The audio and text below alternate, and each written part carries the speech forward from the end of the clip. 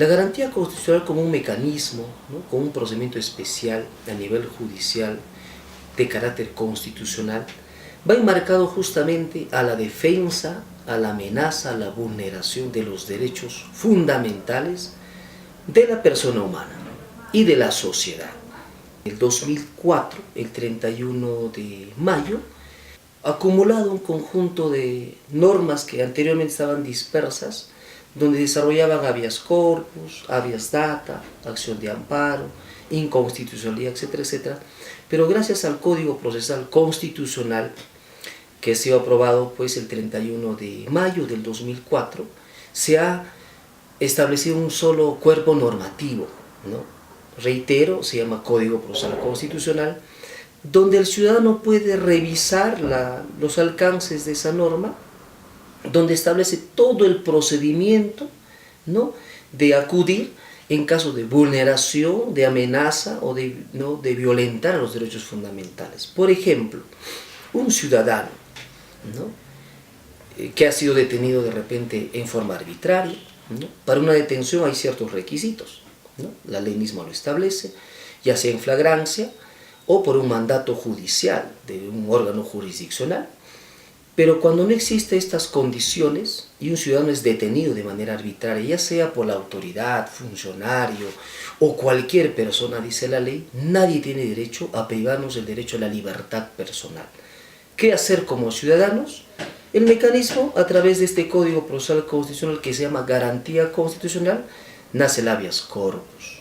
El habeas corpus es una especie dentro de las garantías que va a restablecer, ¿qué cosa? ¿No?, esa amenaza, esa vulneración justamente, ¿no?, a la libertad personal.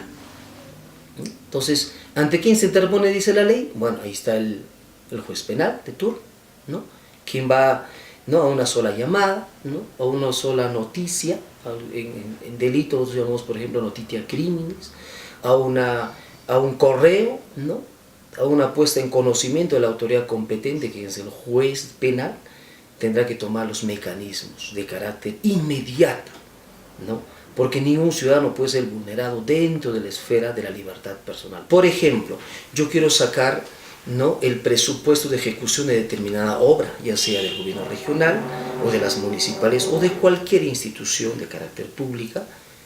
No es un tema de secreto esa información. Nosotros como ciudadanos tenemos derecho a conocer esa información. Por ello, ante la negativa, ¿no?, de no facilitarnos dicha información, se puede acudir a esta garantía que se llama habeas data, que tiene por propósito que la autoridad, ¿no?, o cualquier persona que tenga a su disposición cualquier tipo de información, ¿no?, pueda, pues, mediante este mecanismo, grado, ¿no?, por en todo caso con sanciones que te impone incluso la ley, entregarte oportunamente la información que requiere el ciudadano. Porque todo ciudadano tiene derecho a la información, ¿no?, una información, pero sí también establece algunos límites definitivamente. Por ejemplo, cuando es secreto bancario no se puede solicitar, sino más bien por intermedio de un órgano jurisdiccional.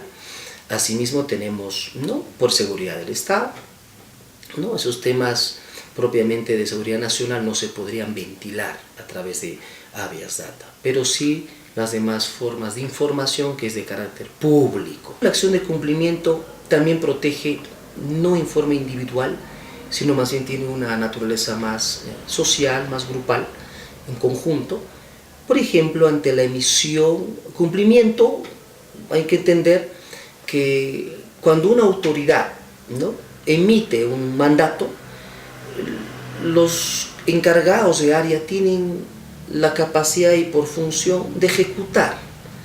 Por ejemplo, se da un aumento en el salario, ¿no?, por determinado concepto, entonces se emite, digamos, del Ministerio de Educación, ¿no?, en este caso, quienes tienen que ser los ejecutores, el gobierno regional, ¿no?, las direcciones regionales de educación, la DREA.